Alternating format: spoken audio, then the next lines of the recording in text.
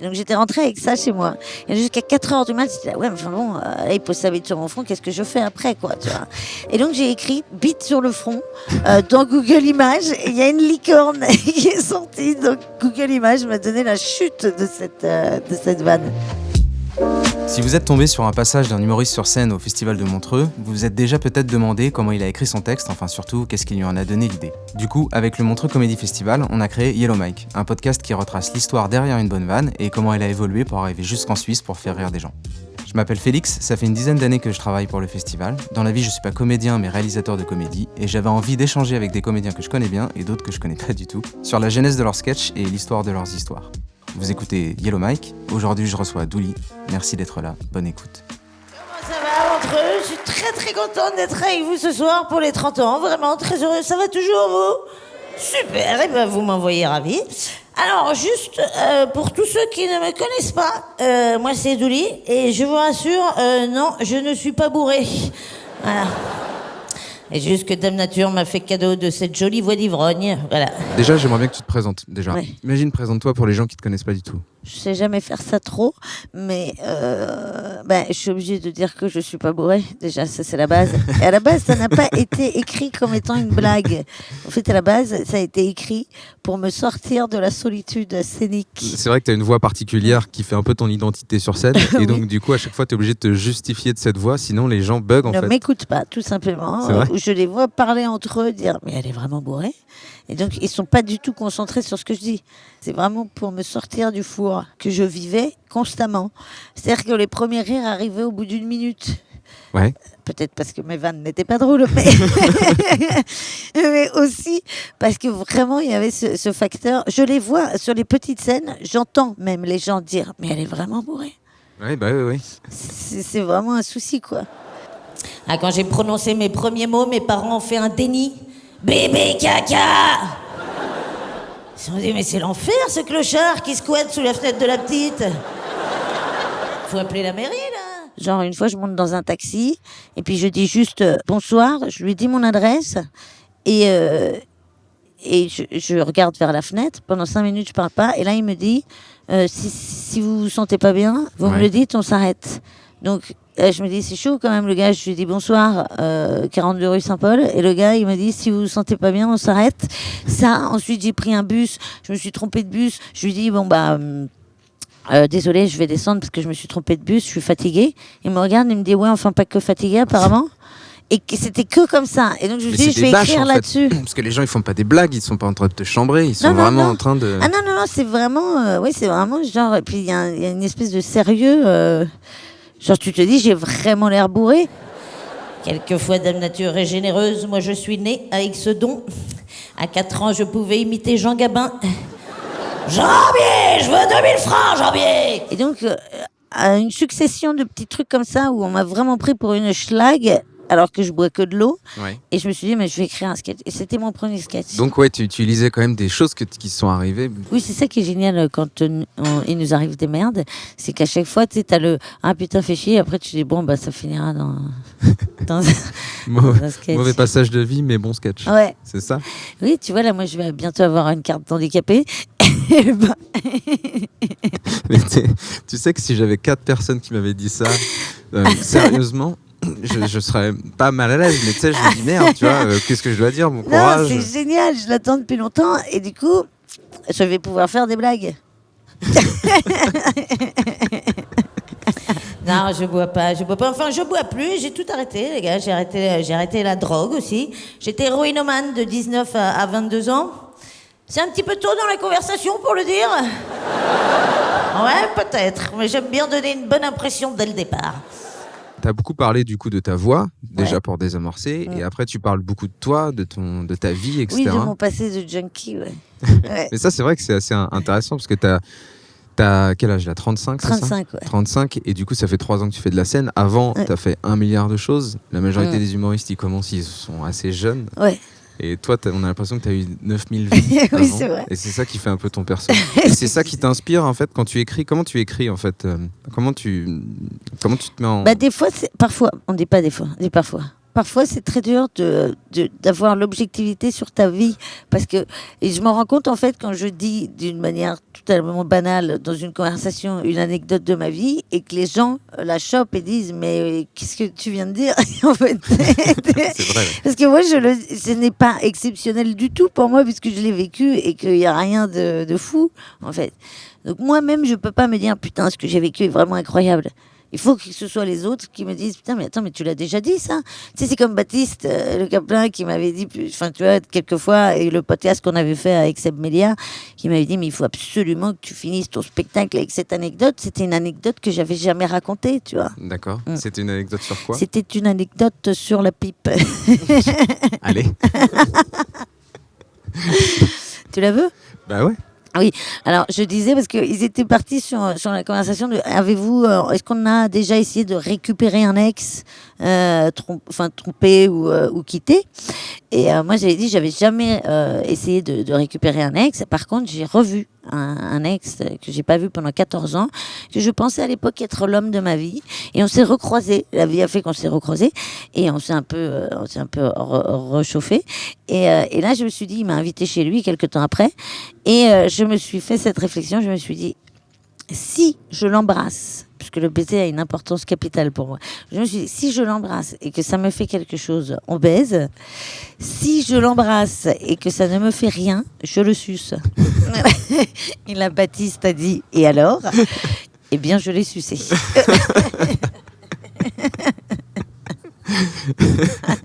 Mais c'est marrant parce que ça, c'est une bonne vanne qui pourrait naître dans le cerveau d'un humoriste. Ouais. Et juste toi, tu vis ça.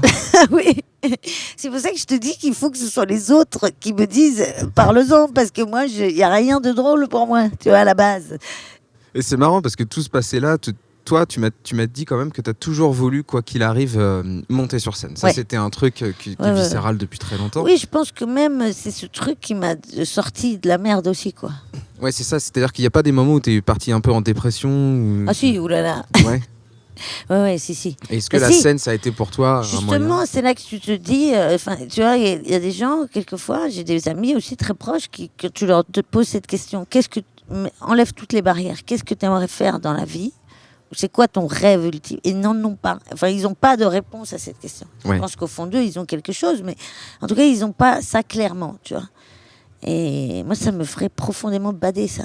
D'accord. Plus que n'importe quoi. Et donc, du coup, d'avoir cet objectif toujours, c'était vraiment le truc qui te ressort de la merde, tu vois. Te dire, non, mais il faut vraiment que j'essaye de... Après, je m'étais donné 2 ans, pas 2 ans pour arriver en haut, mais je m'étais donné 2 ans en me disant, bon, si au bout de 2 ans, tout le monde te dit oui, enfin, peut-être pense à un plan B, Douli, parce que là, c'est vraiment pas drôle. J'aurais rouvert un chilinguito sur une plage au Mexique, quoi, tu vois. Mais... bon, comme j'ai eu quand même 2-3 retours, je vais continuer. Mais vraiment, j'aurais pas pu. Il fallait que je mette tout le truc possible pour y arriver, quoi. C'est-à-dire que moi, je suis obligée de penser très précisément à toutes les options pour m'en sortir toute seule en cas de problème. Hein, parce qu'avec la voix de clochard que j'ai, si je crie « Au viol !» on dirait un cri de ralliement, tu vois. Ça ne sert à rien. Non. Au mieux, t'as tous les mecs du quartier qui font « Allez !» Du coup, je me suis demandé comment je réagirais si un producteur de Cinoche me proposait de le rejoindre à son hôtel pour passer un casting. Voilà, on imagine un producteur, voilà, on s'est croisés 1 ou 2 fois, on se connaît pas plus que ça. Il me dit « Passe à mon hôtel, je veux te parler d'un rôle. » Je me dis « Hey, Douli, dis donc, est-ce que ce serait pas la fin de la loose ?» Du coup, j'y vais. Je l'attends dans le hall. Là, il m'appelle, il me dit « Rejoins-moi plutôt dans ma chambre. » Oh, je me dis « Bon, admettons, tu vois. Admettons, le gars est agoraphobe, voilà, oui. Oui, il est connu, voilà. Et il a peur qu'on le reconnaisse. Bon, j'y vais, je monte, je pousse la porte de la chambre, là, je vois du champagne sur la table et des pétales de rose sur le lit. Oh, je me dis « Bon, admettons, tu vois. » Admettons, le gars, c'est son anniversaire, voilà. La femme de chambre s'est tapé un délire, bon, pourquoi pas. Là, je me retourne, il est en peignoir. Oh, je me dis, bon... Admettons, tu vois. On est à Cannes, il fait chaud, voilà, il sort de la douche, je suis arrivée un peu trop tôt. Bon, jusque-là, ça se tient, les gars, non? Plus ou moins? Là, je m'assois, je me dis, on va lire le scénario. Là, il pose sa bite sur mon front.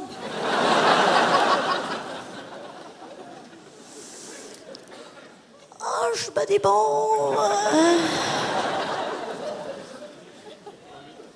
Admettons. Admettons, le gars veut me proposer un rôle de licorne. T'as tout un passage où tu parles de producteurs véreux, Ouais. avec admettons. Ouais. Et je veux savoir, parce que ça, c'est une vanne qui fonctionne très très bien, que tu as Ouais. utilisé, que je t'ai vu déjà utiliser. Ouais, dans pas mal de à premières Dubaï, parties. on l'avait joué.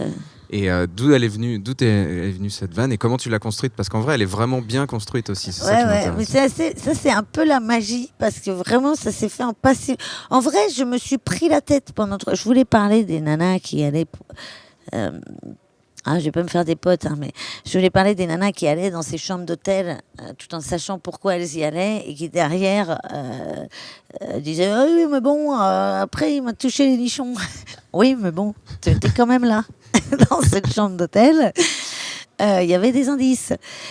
Donc, si tu veux, je ne pouvais pas pointer du doigt ce truc en mettant tout le monde dans le même panier. C'est pour ça que je l'ai mis sur moi. Et en fait, ça a été très... Le temps que je comprenne ça, si tu veux, une fois que je me suis dit, bah non, mais attends, mais c'est moi la nana qui veut aller dans cette chambre d'hôtel, ça a été assez vite, si tu veux, l'écriture après derrière. Ouais. Et alors, oui, et bite sur le front. Attention, c'est Google Images qui m'a donné la chute parce que j'avais croisé un pote de mon quartier et je lui avais dit le déroulé. Et je lui ai dit, bon là, il pose sa bite sur mon front, je m'en vais, tu vois. Ouais. Et il m'a dit, non, il faut que tu continues. Et donc j'étais rentrée avec ça chez moi.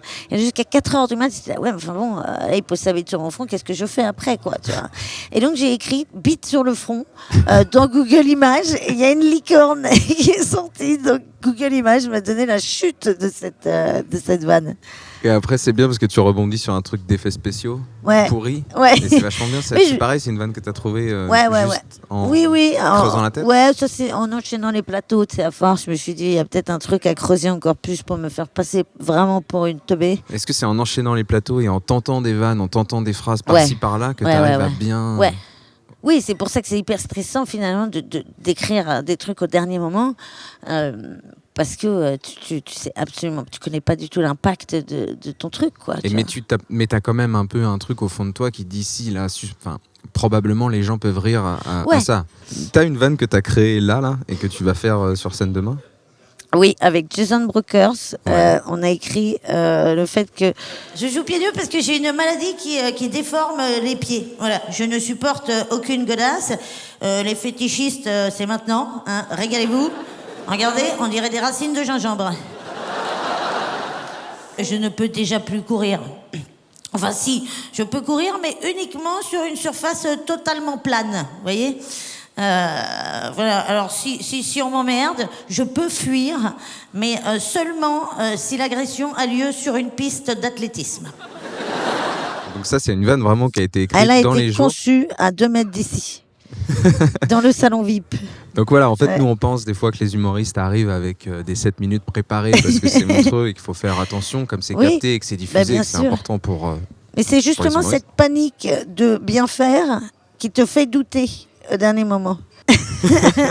Et ce qu'il faut savoir, ce tout qui est va vachement bien, c'est que ta vie est remplie d'anecdotes. Et tout à l'heure, je passais dans le bureau de production du festival, voilà, où il y a un peu tous les gens qui travaillent pour l'organisation et faire en sorte que tout se passe bien. Ouais. Et tu avais accaparé tout le monde dans un coin pour répéter Tout à ton fait. spectacle. Et Tout ça, à c'est fait. rare. J'ai jamais vu un comédien, ça fait quand même 7 ou 8 ans que je viens sur ce festival, j'ai jamais vu un comédien faire ça avant. Je trouvais ça vachement bien. C'est vachement généreux. Je pense que les gens sont très contents. Pourquoi tu fais ça, du coup? Mais c'est vraiment eux qui sont tellement adorables, qui me voient paniquer depuis 4 jours sur mes tests de blagues, puisque tous les jours, et en plus je croise quelqu'un, je lui dis, et ça t'en penses quoi? Et il me dit, ah, je le ferai plus comme ça. Et je dis, mais c'est génial. Donc je reviens à l'hôtel et je réécris tout. Donc du coup, ils ont vu l'évolution de ma panique et ils m'ont dit, mais Douli, mais viens, nous on est un public charmé. Et en plus, c'est chouette. Je l'ai fait aussi il y a 2 jours devant les techniciens lumière et son et tout ça. Eux, ils s'en bouffent des spectacles. Donc, c'est un public. Si eux, ils rigolent, il y a peut-être un espoir. C'est un public plus exigeant, tu penses? Ouais, bah oui. En plus, ils ont l'habitude de ne pas montrer le rire. Donc, c'est encore plus technique de jouer devant eux, de savoir si la vanne est drôle. Mais ils ont tous été adorables. C'était génial. C'est vachement bien. Ouais. Mais c'est cool d'avoir fait ça et du coup, ça te met un peu plus en confiance avant de monter sur scène. Ouais, sauf que là, 5 minutes après, j'ai réécrit des trucs. Donc, il faudrait que je reprogramme Mais une séance. c'est un circuit sans fin, en fait. Non, mais là, j'arrête. Vraiment, D'accord. j'arrête. D'ailleurs, j'ai enlevé le jeu de mots. Oui, parce que tu faisais un jeu de mots sur Greenpeace avec Oui. la pisse. Tu, bon. sans me le dire discrètement, tu as eu l'air de valider l'idée que je l'enlève. C'est-à-dire que j'avais dit sur les hippies que j'ai du mal avec les hippies, voilà, et je disais, je te Greenpeace à l'arrêt. Saloperie de beatnik. Je pense que cette vanne sera dans ce podcast et non dans ce passage. Comment c'est possible qu'on ait encore des hippies en 2019? C'est vrai, là, le hippie avec son sarouel qui sent la bite. Je les déteste.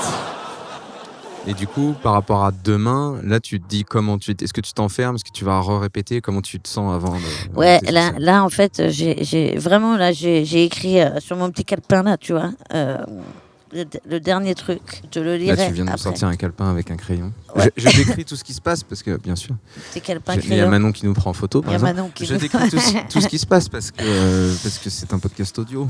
Tu vois, je voulais mettre, là, c'est un truc que j'ai écrit après.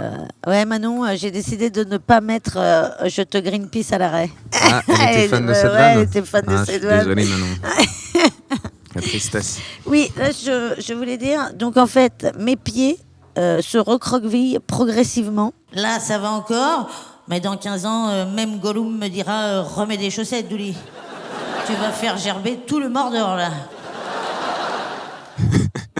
Qu'est-ce que t'en penses, Nicolas? Bah, elle est bien. Elle est bien, celle-là? Mais ouais, c'est une bonne vanne. Voilà, donc ça, c'est Mais c'est complètement marrant nouveau. Parce que c'est comment tu l'amènes aussi Ouais. sur scène, les pauses que tu veux mettre, etc. Oui. Tout ça, c'est Ça, une c'est ça expérience. qui est chaud, parce que du coup, ça, c'est toujours bien, les petits silences, c'est tout de les bosser en plateau, quoi. Et là, je n'ai absolument pas le temps. Ouais, Donc- c'est-à-dire que tu as une partition, t'es pas encore sûr du rythme exact. Non. Ah, Non, ouais. c'est un petit bout hein, dans le sketch, mais quand même, c'est stressant, quoi. Donc, Ouais.